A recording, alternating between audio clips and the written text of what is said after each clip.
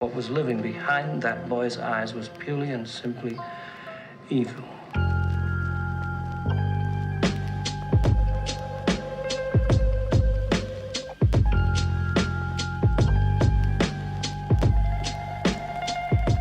Yo, what it do? It's Gio, one half of Gio Knows Nothing, possibly 1/3 of Gio Knows Nothing, back with another episode to feed the streets. I am confirmed, though, one half of Eric B and Gio Kim with my boy Eric. Say what it do. What it do? Thank you. We're also joined by possibly the best but also the worst producer of all time, Alex Big Papa Pump. I said his name. Big Papa Pump Alex. Yeah, you fucked it up. I said his name backwards. You fucked it up. Also known on Discord as Cody Rhodes Mark. That's true. I am a Cody Rhodes Mark. Alex, say what it do now that they could hear you finally. What it do? There you go. I said it. Hey, that's our shit now. Let's go. We're back with another episode. Let's get into this, baby.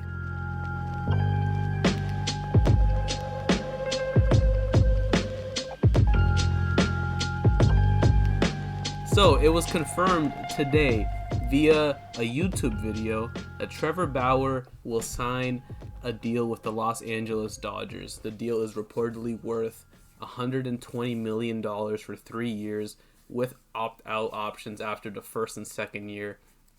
So if he does good first year, he can opt out, renegotiate his contract. I don't know why he would want to do that because he's making millions upon millions. Second year, same thing. He's going to be making $40 million next season, $45 million in 2022, which means $85 million in 2 years, as well as him accomplishing the feat of breaking the AAV record in MLB. Eric, give me your thoughts. So I'm going to speak on behalf of the Arizona Diamondbacks, Colorado Rockies, and San Francisco Giants when I say, fuck. You got to throw the Mets in there too. The Mets lost out on him, but I mean, you still have DeGrom and Syndergaard, so you're still good on pitching.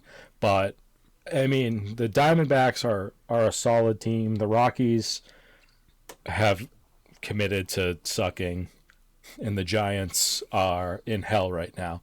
So they're just going to be punching bags for the Dodgers. The only team in the NL West that really shouldn't be terrified about this should be the Padres. And I say they shouldn't be terrified, but they should be very, very concerned because they just went from a contender in the NL West to a wild card contender. Because as good as the Dodgers were last year and as much as the Padres have loaded up this year, the Dodgers' third pitcher is now Trevor Bauer. Reigning Cy Young winner. Thrown in there with Walker Buehler, a young pitcher who could possibly win a Cy Young within like the next 3 years. Clayton Kershaw. We already know who Clayton Kershaw is. And Dustin May as their fourth. Like, that rotation is going to be disgusting. Clayton Kershaw, Walker Buehler, and damn, Trevor Bauer. There's a Bauer outage in Los Angeles. Yeah, he's finally coming home. I have friends that are mad at this, and I'm not necessarily sure why. They're also big Red Sox fans and wanted him to come to the Red Sox, but I saw that not happening kind of from the jump. Well, yeah, he wasn't coming to the Red Sox because if he was coming to the Red Sox, he would have signed probably a while ago. Yeah. But unfortunately, he's not here. He didn't go to the Mets, which is where I wanted him to go, for him to join back up with Lindor, give them a possible run at the postseason, maybe World Series winning. But, hey, man, I'm a fan of the Dodgers. I like the Dodgers because Mookie Betts is there, and I still fuck with Mookie Betts. I love Trevor Bauer. Two of my favorite players on one team. Look at that. I'm going to be spending a lot of money on jerseys. I misspoke. I said that Trevor Bauer is the number 3 pitcher on the Dodgers roster. That can actually be heavily debated because on the Dodgers roster, they have, let me build this up. There's Walker Buehler. There is Clayton Kershaw. And we both forgot about this. Price. What? Yeah. David Price was part of the Mookie trade, remember? He might have been part of the Mookie trade. I'm looking at that right now. But yeah, dude, David Price is on the Dodgers. Honestly, I forgot. Just because he didn't play last year. Yeah, he sat out this past season, but yeah, so yeah, Price and Mookie were in the same trade, but oh my God, their 1-4 is Clayton Kershaw, Walker Buehler, David Price, and Trevor Bauer. And Dustin May as their 5th. I'm not even going to say in any particular order because, let's be real, shit. Man. How is it? If David Price plays this year, this team is... disgusting. Oh, man. This team could win 116 games. And they have one of the best bullpens in the league. Their offense is stacked. Yeah. You know what? They could win 116 games this year and have that be in a shortened season. This could be a 150-game season, and I wouldn't be surprised if they won 116 games, as stupid as that sounds. What a rotation. Dude, if that team stays healthy, imagine like those series between them and the Padres and how many times we're going to get to see those games. Yeah, actually, if I'm the Padres, I'm shitting myself. And that means a lot. Because their rotation is pretty stacked, too. They went all out this summer. Or this winter. Rather. They have Snell, Darvish, Paddock, Denelson Lamet. That's the NL West is stacked, and it's literally just two teams. The NL West is only 2 teams, and they have enough talent for 3 or 4. This is dumb. Oh, I hate that they're on the West Coast. I want to watch so many of their games this year. Oh no! Best believe Dodgers games are going to be prime time. I mean, yeah, they'll get a lot of Sunday night slots. I'd be shocked if they didn't. I need the season to start tomorrow. Oh, they're going to be so good. Oh, man. Remember that time that the Red Sox had Rick Porcello coming off of a Cy Young, and then they were adding Chris Sale, and then David Price was getting back to himself? And we thought that was awesome. I don't see any way that they don't win the NL West unless, like, 3 key players get injured for the whole year. Yeah, I mean, maybe it'll be more interesting if Price opts out again. True. But I don't see him doing that again. But yeah, NL West is a mess because it's just going to be a bloodbath between the Dodgers and the Padres, and it's most likely going to be the Padres' blood. If I was a player in the NL West, I would do whatever I could to get out. You know someone who got out of the NL West? Luckily, he saved his ass and went to the very much worse NL Central. Nolan Arenado. He got traded from the Rockies to the Cardinals for relatively nothing. The Rockies acquired Austin Gomber, Elehudis Montero, Mateo Gil, Tony Locke? It looks like Losey. Jake Sommers. I don't know any of these players, but the Cardinals got Nolan Arenado, $15 million for his 2021 salary, $15 million for an extension of his contract, and $20 million for the remainder of his 2021 salary. How does this trade make sense? I mean, for the Rockies. They don't have to pay Arenado anymore? So they're going into full rebuild mode? They're going into full, we don't want to have to pay this guy money that we don't have mode. So you don't see Trevor Story and like Herman Marquez or other people leaving? Oh, I fully believe that they're going to be gone. Oh, okay. I don't see those guys being around much longer. Oh, okay. I think this is a clear shot across the bow that they're trying to unload salary. What gets me though is that the Rockies are covering so much of Arenado's salary in this trade. Yeah, so they still paid for it in a way. Yeah. Or, maybe the Rockies just got fleeced and their management knows absolutely nothing. I don't know enough about the Rockies. That's how I see it. Just like surface level.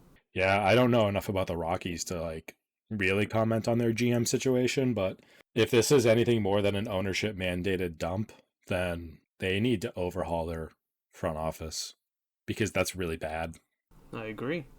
Do you see anybody even challenging them into NL Central? Because I don't. The Cardinals? Yeah. Dude, the Brewers are still really, really good. Yeah, but last year their offense was horrendous. The Brewers? And their pitching was, as usual, horrendous. Aside from Josh Hader. I take last year with a grain of salt. Across the entire league. All 30 teams. It was a weird year. And this isn't like a way some way I'm going to try to like take away the Dodgers World Series win or anything, or take away anyone's accomplishments from the season. But 60 games isn't even, I'm pretty sure they play more than 60 games after the All-Star break, which occurs after the halfway point of the season. There was no time for anyone to like either to get hot or to cool down or what. Full disclosure, the Cardinals are my NL team. They are my number 2. I love the Cardinals. I've always loved them for being the team that has that next man up mentality. That organization has always been about that, so I've really liked them for a long time. They also have one of like the best farm systems in the league. Yeah, consistently. They're very good at developing talent, and that's why when guys go down or when guys leave, they're able to just next guy in. What do you foresee them doing with Nolan Gorman? Hold on a second. Do you know who Nolan Gorman is? Not at the top of my head. He's like top 3 in their farm system. He plays 3rd, but they just got Arenado, and like he was projected to play this season. Oh yeah, I don't do the whole prospect thing for anybody. Oh. Full disclosure. I don't follow any sport to that level anymore. But I mean, one of the things that the Cardinals have always done really well is when they have someone that is MLB ready but doesn't have a position, they figure something out to do with them. They could move him to the outfield. They could move him in a trade. So I Googled it, and he posted on his Instagram after the Arenado trade saying, "Does anyone know where Dustin Pedroia is, and is he available for lessons on how to play second base?" Asking for a friend. Yeah, and that's another thing. Colton Wong is gone. Yeah, he went to the Brewers. Yeah. So second base right now, it's likely going to be Tommy Edman, but yeah, projected. Yeah, I mean, if this kid can move over to second, I like Tommy Edman. I like what he brings you. I like his speed, but if you have a kid that can hit and that can field, shit, you got to move him over there. I mean, the Red Sox had Michael Chavis playing second base, so Chavis was like projected to be a career corner infielder. So you never know.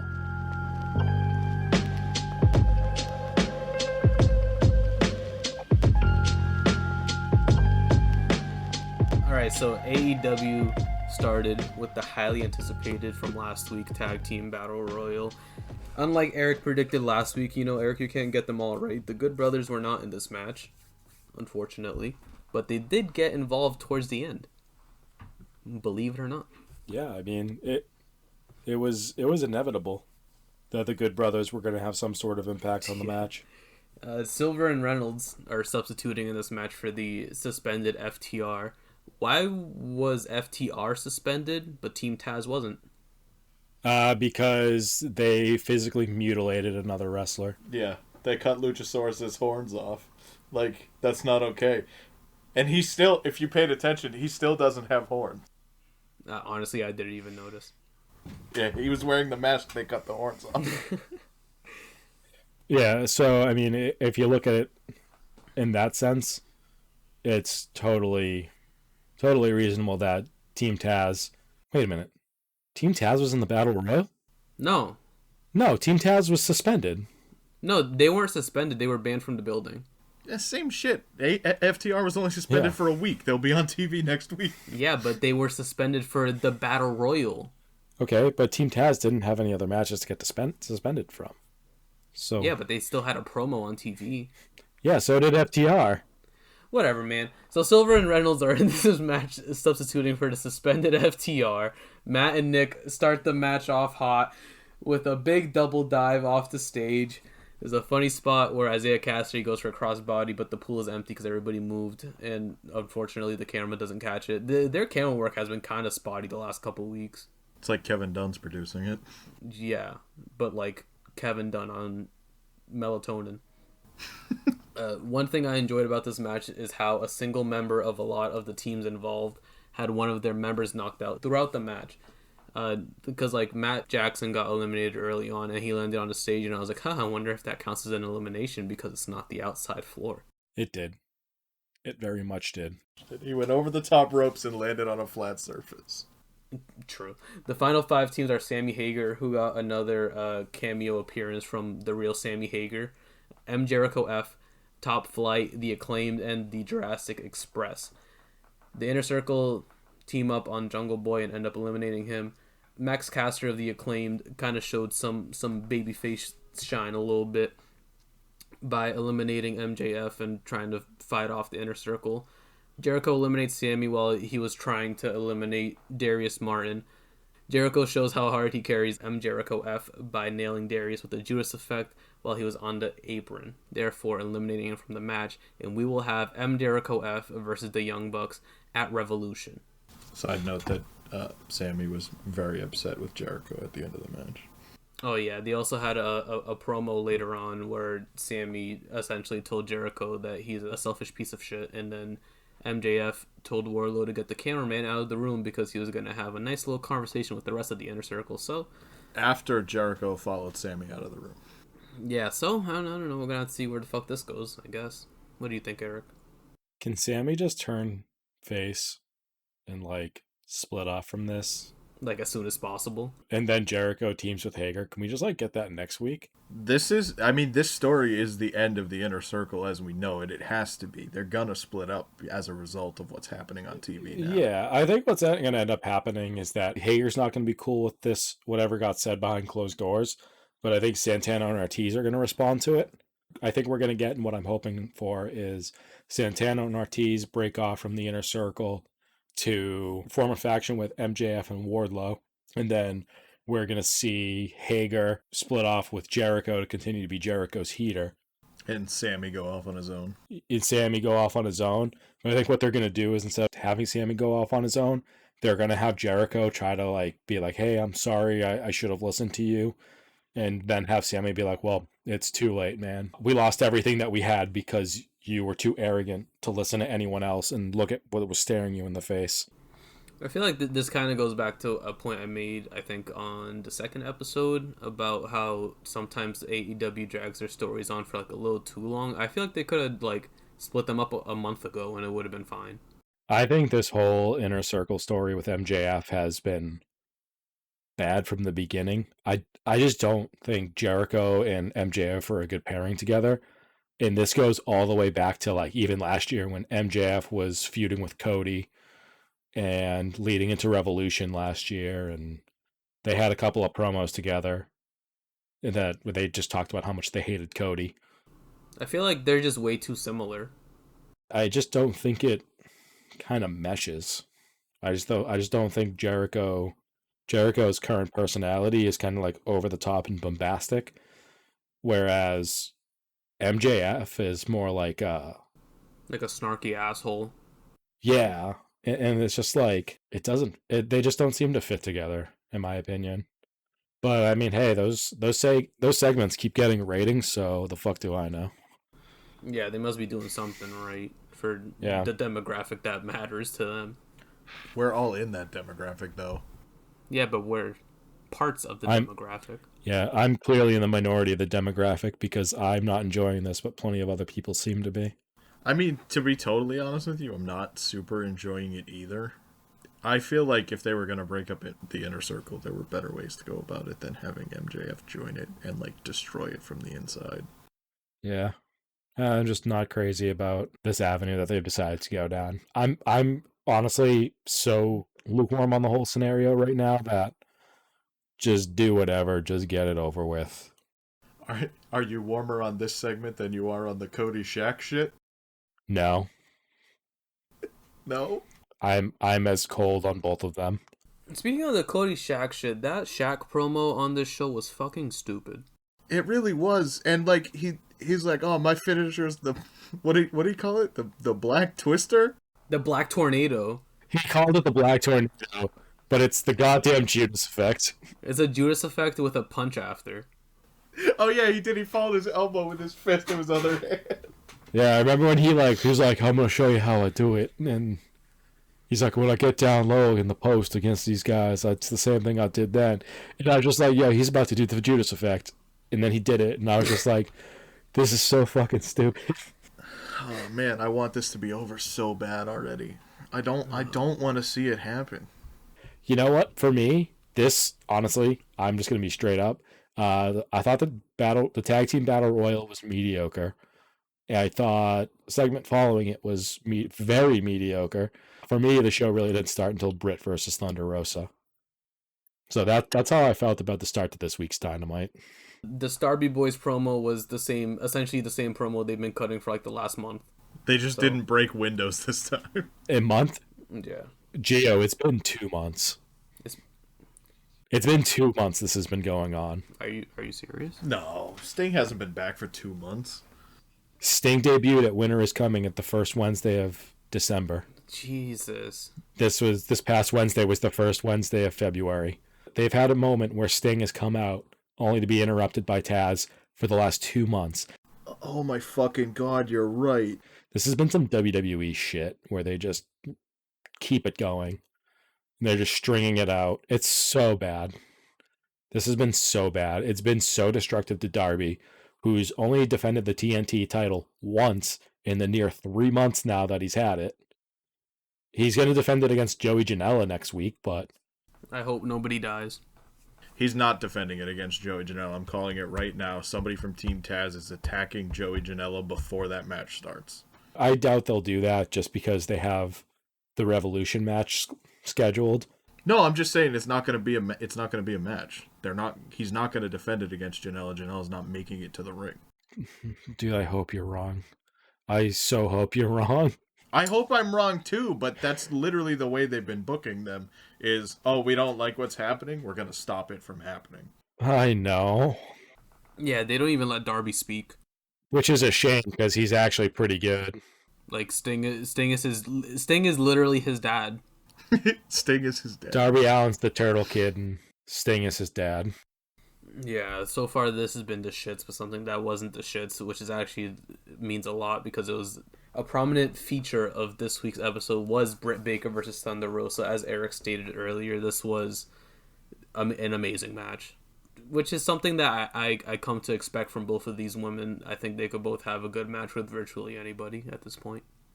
Yeah, so shout out to Britt, who I honestly could not care less about 14 months ago when she was a babyface, but ever since she made her heel turn and started making fun of Tony Schiavone about being a barista.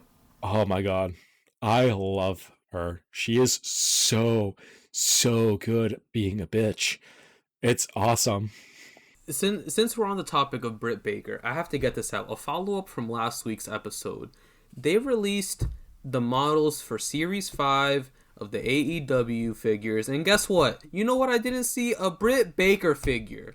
There was no Britt Baker figure. Give Britt Baker a figure. So they announced that she's in not in wave 5, but the wave after that will have Britt Baker, and she's getting a 2-pack for the waiting room. And guess who the other person in the waiting room 2-pack is? If you say Cody Rhodes, it's Cody Rhodes. Why? I don't know, but I saw it on fucking I saw it on the Major Wrestling Figure Podcast Instagram. They have the mock-ups for it already. And it's fucking Britt Baker and Cody Rhodes. So this is going to be like the 6th Cody Rhodes. Like the 5th or the 6th. It's the 5th. It'll be the 5th Cody figure, yeah. Yeah, you would know, you Cody Rhodes, Mark. Yeah, you fucking Mark. You have all of them on display and they're all butt-ass naked. They're not butt-ass naked. Dude, Rebel. I can defend myself now, alright? You know what? If Britt's going to be getting a figure in Wave 6, we need to correct the injustice of the waiting room set being Cody and Britt. We need to get Rebel a figure. I love Rebel. She's awesome. She's so funny. She's hilarious. That should have been the 2-pack for the waiting room. Oh, absolutely. It should have been Britt and Rebel. It's Cody in a suit instead of in his ring gear. Ooh. I don't give a fuck. Fancy. I'm gonna buy it. I'm not gonna lie. We know. I'm not gonna lie about it. I'm gonna buy you're Cody Rhodes, Mark. But I would have liked it to have been somebody. I would have bought it even if it was just Britt Baker. But I would have liked that 2-pack to have been someone else. Yeah, well, I know maybe one day we can get a Thunder Rosa when she signs officially and get a Thunder Rosa figure. She's still under contract with NWA. I don't believe so. I'm pretty sure she's a free agent right now. No, she's not. I Oh, checked okay. last week after the podcast. But I mean, if we do get a Thunder Rosa figure, we could recreate this match because Thunder Rosa was honestly beating the shit out of Britt for like 80 or 85% of this match. At least it felt like that to me. I thought this match had a really good back and forth. I think both of them got plenty of offense in. Both of them looked very strong. But, Rebel was the difference. And we're going to need a Rebel figure if we're going to be recreating this. Yeah, because like you're trying to tell me that Rebel gets in the ring and she takes off the turnbuckle pad, which literally leads to her winning because she knocked out Thunder Rosa. And she doesn't get a figure? Rebel took the pad off the turnbuckle, right? While Thunder Rosa Correct. had Britt Baker in a submission, and the ref is watching them. Why did Thunder Rosa let go of the submission? Because Rebel was in the ring. Right, but if she had attacked her, it would have been ended by a DQ. So, just hold the fucking submission in. Either Britt's gonna tap or you're gonna win by DQ. Thunder Rosa's a fighter. She's not going to sit back and win a match by DQ. Yeah, she's a real ass shorty. Yeah, no, she's not going to let Rebel interfere and cost her chance at a real victory. Also, there's definitely going to be another match in this saga. I hope so. I hope they get like 15, 20 minutes at Revolution. Oh, imagine. That'd be a fucking barn burner. Do we know if they're going to do the finals of the Women's Championship Eliminator Tournament? I don't think so. I believe the finals will be on Revolution. Okay. Because I was going to say... They're going to have to film and air a lot of women's matches between then and now then. Just because I wanted to make sure that I wasn't misremembering what I read, Billy Corgan said that Thunder Rosa's under contract with NWA till the end of 2021. Damn, that's kind of shitty for AEW. I think she's going to inevitably sign with AEW. Yeah, I don't see how they don't sign her after the performances she's been putting in for someone that's not even under contract. Yeah, she's a future women's champion, easily.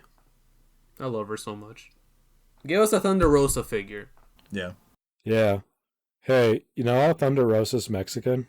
Yes. Do you think she's going to vote for Blue Demon Jr. as mayor?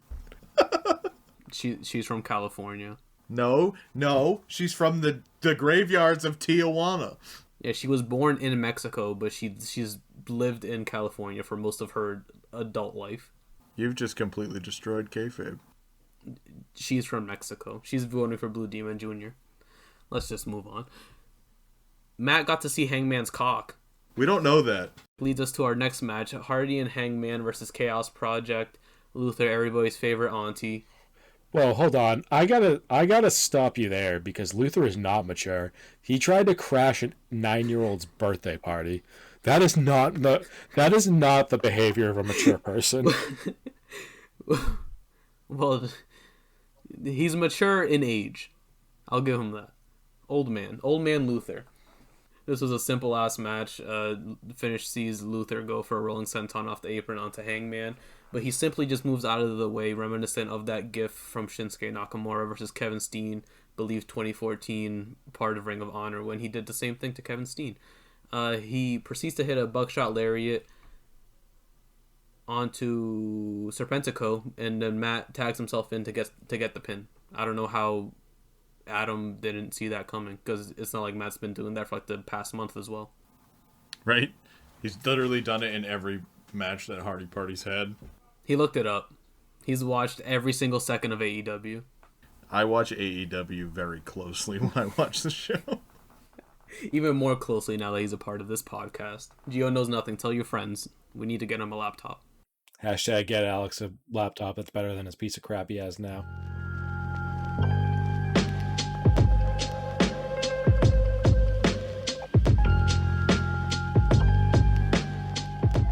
Our next segment, which honestly wasn't that long, but it was very underwhelming and it made it feel like it was dragged out for forever. And that was Kip and Penelope's shoot wedding. It was funny. Dude, I loved that segment. I only found bits and pieces of it funny. Also, Miro wearing the same suit that Rusev wore during the wedding. Do you think Rusev and Miro know about each other? Like, they kind of look alike. They might. They might. One's a little bit more jacked, though. I think Miro's more jacked. What I really loved about this segment, though, was that, we had James Mitchell, which was phenomenal. That was such a great cameo. Father James Mitchell, put respect on his name. Jerry Lynn walking Penelope down the aisle was hysterical. It's so random. So random. Jerry Lynn's like a father to like everyone who trained in like the South Philly, South New Jersey area. It's really funny. Everyone loves Jerry Lynn. I mean, everybody loves Jerry Lynn in general. I genuinely did not realize that was Jerry Lynn. I love Jerry Lynn.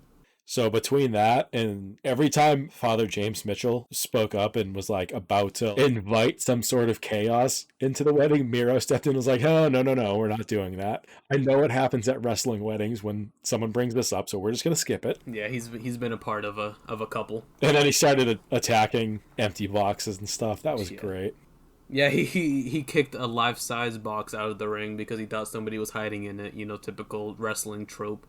But, he orders Chuck to go out there and clean it up, and Chuck handcuffs him to the turnbuckle. Charles, I apologize. While... No, he became Chuck again by defying Miro. He went back to being Chuck at the end of that segment. He started the segment as Charles, came back to Chuck around the end. He handcuffed him while Miro was in the ring singing, "What is love? Baby, don't hurt me. Don't hurt me no more." To be fair, Miro only said "What is love," and the crowd sang the rest of the song. I genuinely couldn't tell if that was planned or not. I don't know. I mean, he paused, so I'm going to assume that they thought that would happen. Well, because he was like, "What is love?" And then it immediately kicked off, "Baby, don't hurt me." And I don't know, maybe in the moment, he's just like, oh crap, I accidentally struck gold here.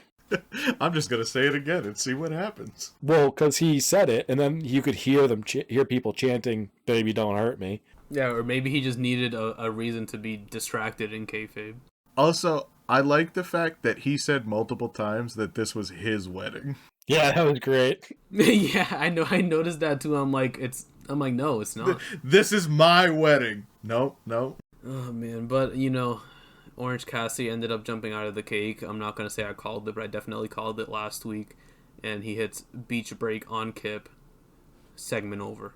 What did he do to Kip? He hit him with beach break. Wait, hold on. So you're telling me, man, that at the show, the episode of Dynamite named after Orange Cassidy's finisher, after his current rival's wedding, he appeared and then hit said finisher on his rival. Correct. How convenient is that? How convenient is fucking that?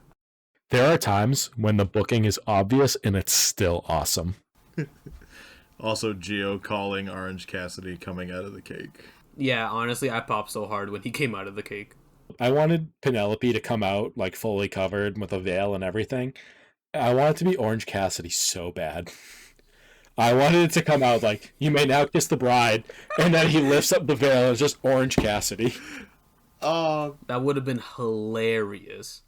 I have a serious question because I looked away from my TV for a split second. How did Penelope Ford end up face first in the cake?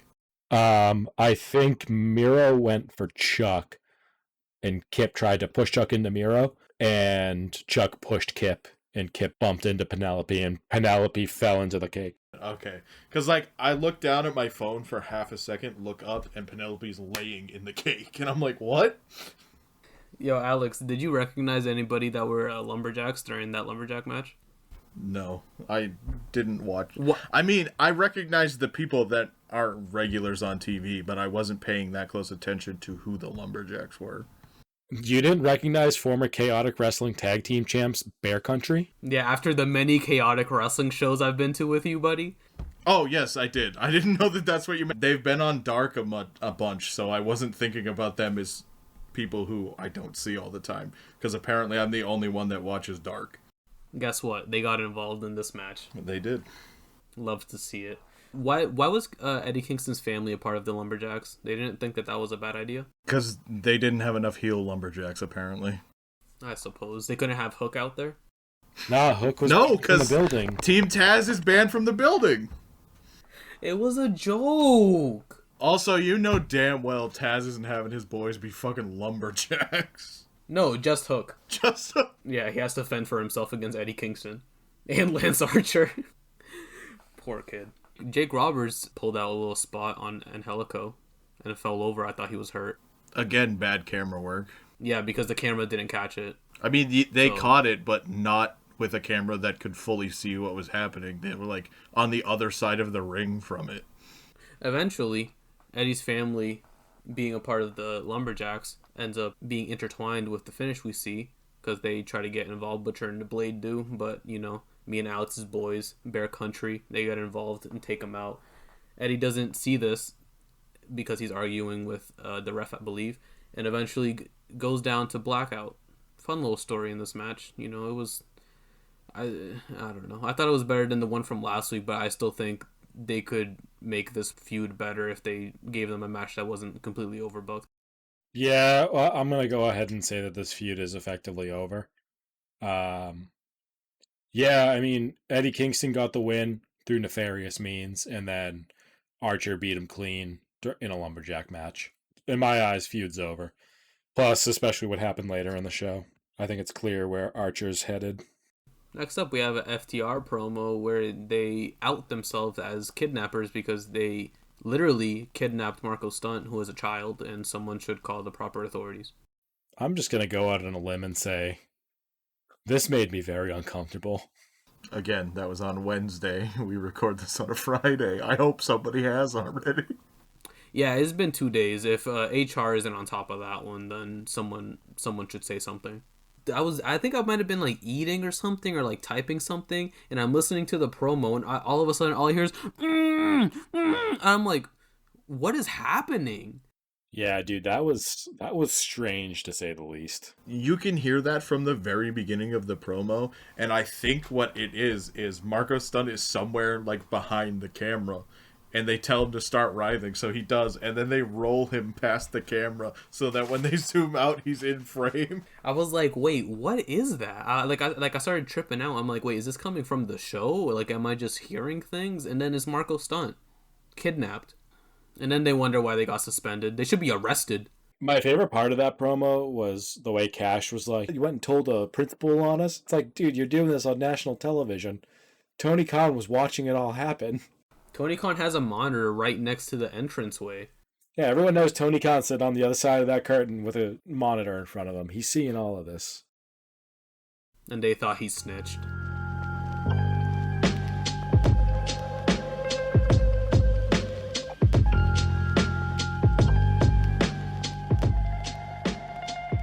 Next up, we had our main event.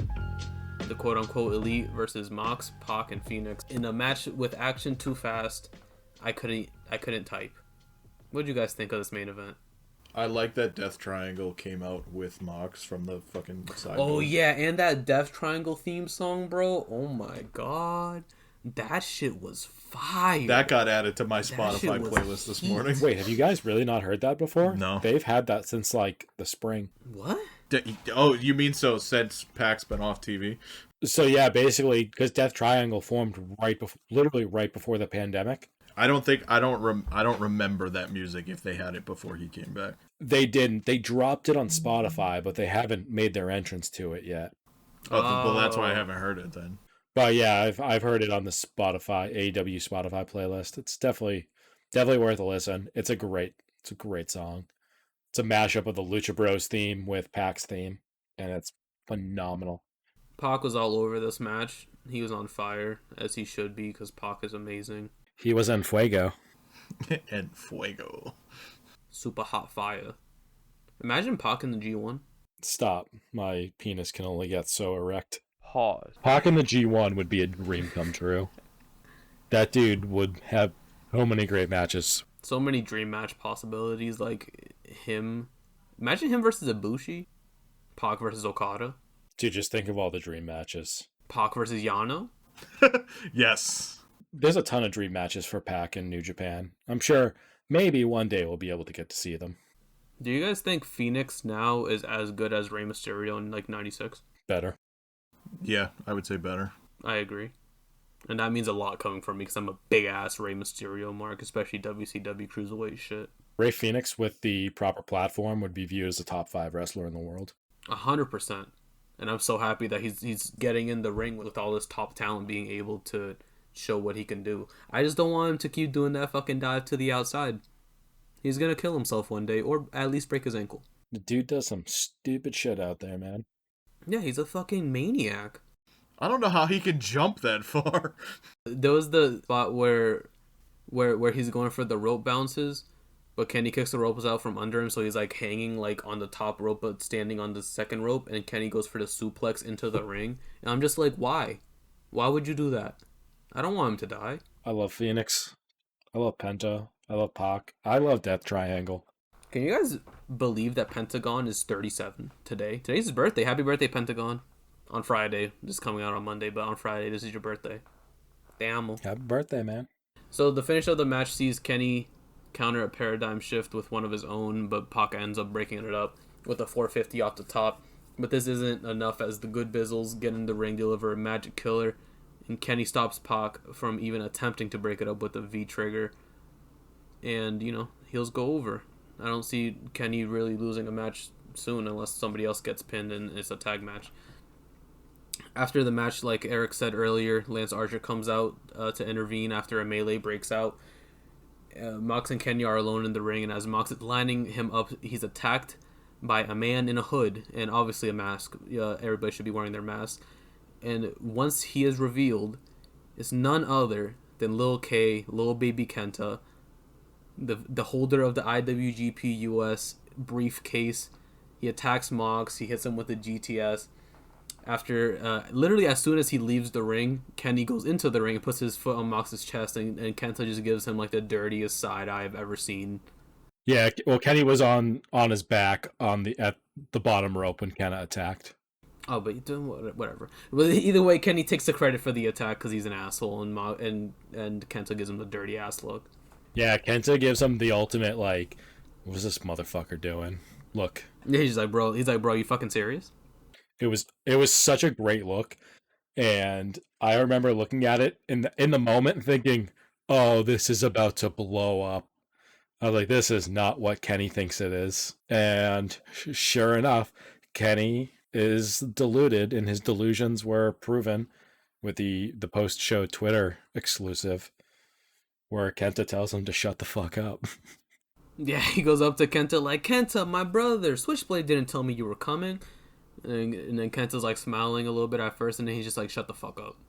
Says that they're not friends, and that was so good. But the best thing about that is even after that, Kenny is so delusional that he immediately turns into like, "Yeah, we're Bullet Club, we're back, we're running everything now, we're in charge. So why don't we book this for next week?" And then he books a match with a guy who hates him as his tag team partner. A guy who literally just told him that he hates him. Yeah, Kenny gets his wish for the match granted. Next week is going to be Kenny and Kenta in a tag team match against Archer and Mox.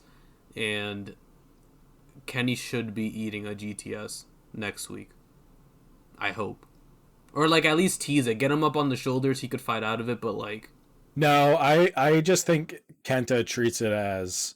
and this is what I'm hoping. I'm hoping Kenta treats it as he's there for Mox. He's there for the IWGP US Heavyweight title. He's not there for anything else. He's there to reclaim that title for New Japan. And like that's all it is. Whereas Kenny thinks it's some big grand gesture to show that Bullet Club is back together. They're stronger than ever. Bro, I hope we get fucking Kenny just by himself. Kenta comes out and goes, "Yeah, fuck this," and leaves. I texted my brother after the show, and I said, "Hey, did you see what happened?" Because he actually turned Dynamite off because, and I'll give him credit, Dynamite was very bad to start this past week, and he couldn't get into it. But I texted him at the end of the show saying, "The forbidden door is open." He, of course, knew that it was about Kenta.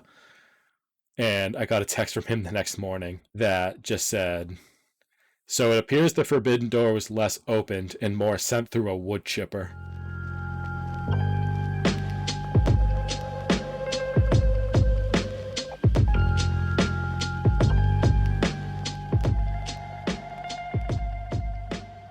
Alright, I know it's been a while, a month precisely, since I've done any kind of music talk on the channel, and I did say it's going to be a sports and music podcast, but I'm still trying to iron out the kinks, iron out the formatting I want to go with.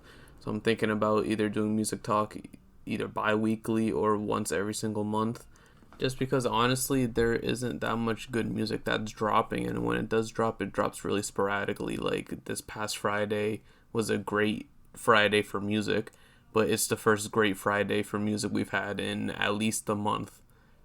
So when I do this, I'm going to separate it into two different sections, one for the rap songs I've listened to, one for the R&B songs I've listened to. I'm going to throw in maybe an album review here and there, try to make it short and concise, and music that I've added to either my workout or my just chill out playlist at the end. So let's get into it.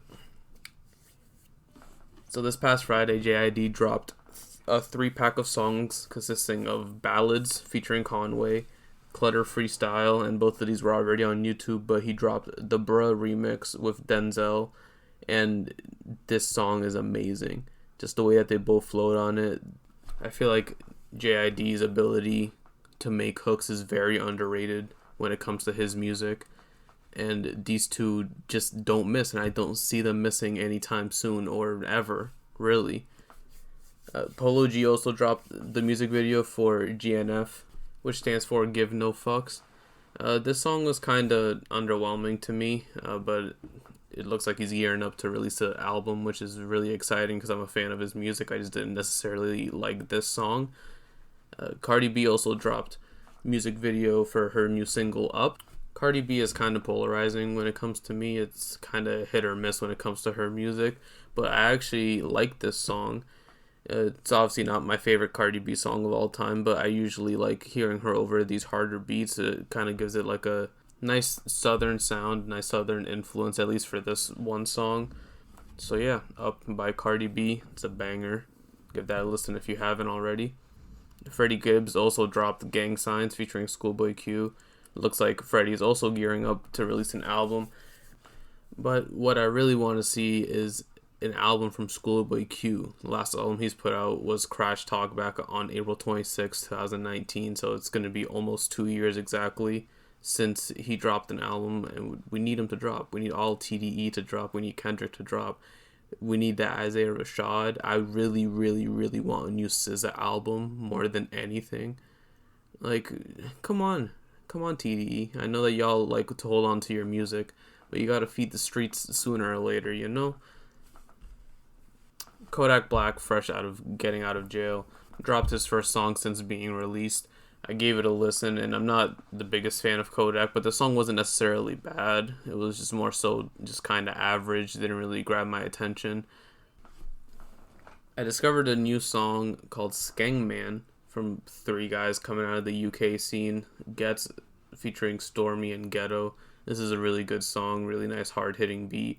Really had like a nice kind of theatrical sense to it musically, as far as the beat goes and how they arrange the instruments on that. The UK has really been on fire for a while, and somebody else that has been on fire ever since at least last year, 2020, is Lil Durk. He dropped a song called Love You Too featuring Kalani. This is a very good song in my opinion. I used to not be a fan of Durkio, but last year you can't deny that he was at least top 3 rappers from last year, from the Drake feature to him dropping his album and doing good first week and even second week, even third week sales. And speaking of sales, he dropped the deluxe to the album he dropped last year a couple Fridays ago, and it came out that he sold 87K first week for that deluxe, which is his highest album total within 1 week. So shout out to him. Durk is going to stay on fire all throughout 2021. I have no doubt about that in my mind at all. He's going to be one of the biggest rappers in the world, at least mainstream wise, for the next couple years. That was more of an R&B song from Durk, the Kalani feature. Kalani has also been kind of on fire because she came out with another feature on a Pink Sweats song called At My Worst. I love this song as well. I haven't really gone into Pink Sweats or even Kalani really, as a matter of fact, but this song is very good. I have heard several Kalani songs As far as I know, she hasn't really missed. I heard somewhat mixed reviews about her last album, so I might have to check that out. But yeah, Pink Sweats featuring Kalani at My Worst. Check that out if you haven't. Good ass song. There's an up and coming artist named Murray coming out of North Carolina, I believe. And you might have heard him. He came out with a song last year called Quicksand. It started gaining some kind of traction last year. And he came out with a follow-up called Kingdom this past Friday. Really good song, is hella catchy. His voice is really infectious, and it kind of makes you want to root for him, like a really pure baby face in wrestling. He's been co-signed by Rick Ross, J. Cole, The Baby, so I'm excited to see where his career takes him, honestly, because he just seems like a good dude, really humble. He has a lot of soul when you listen to his music. So yeah, shout out to Murray. And hopefully I'm saying your name right. I don't want to butcher it. Earlier last month, The Division dropped the deluxe for their 2020 album, A Muse and Her Feelings, and this whole album in general is a must listen if you haven't listened to it. It's honestly in my top 5 of R&B albums from last year. Just got into Division, going back through their catalog after getting into R&B in general has been a breath of fresh air. They put out a lot of good music, so shout out to them. Check them out. A lot of shout outs in this music shit. Take a shot every single time I give somebody a shout out, just in general throughout the podcast, and I guarantee you'll be fucked up. So to conclude our music section, these are some songs I've gotten hip to, whether they're newer or older. I've added them to my playlist, and they go as follows. Body Catchers by NLE Choppa, really good workout song, gets you really hyped. Trust by Fabio Foreign. That's my every single day when I'm leaving from work. That's like the song that's like, all right, I'm finally out at work. I get to go home. Let's get hyped. The day is over. I get to go home and chill, focus on the podcast, work out, eat, take a nap, do whatever I do after work. A classic song I've added to the workout playlist is What We Do by Freeway. I have always heard the beat, and I have heard the song on the radio, like on the oldies channel or the throwback channel. But this song is really good. Freeway spazzes on this. Jay-Z spazzes on it. Beanie Siegel comes in and cleans up the track perfectly. Like, Beanie said, we grind from the bottom just to get to the bottom. And it's like, that's still true to this day. We all grind just to essentially be at the same level that we're already at. If you don't make millionaire or billionaire type money, you're really just like the rest of society, if you really think about it. Shout out to Freeway. I added the Bruh remix to my playlist just because that beat and their flow is just insane. It's ridiculous. Gravity by Brent Faiyaz. I honestly don't know how to say his name. I'm sorry if I butchered it, and I probably did, but he put out a song with Tyler a couple weeks ago, and that Gravity song it's really good. It's a vibe. It's really spacey. And last but not least, Love You Too by Dirk and Kalani, Kingdom by Murray. Put both of these on my chill out playlist. And that's it.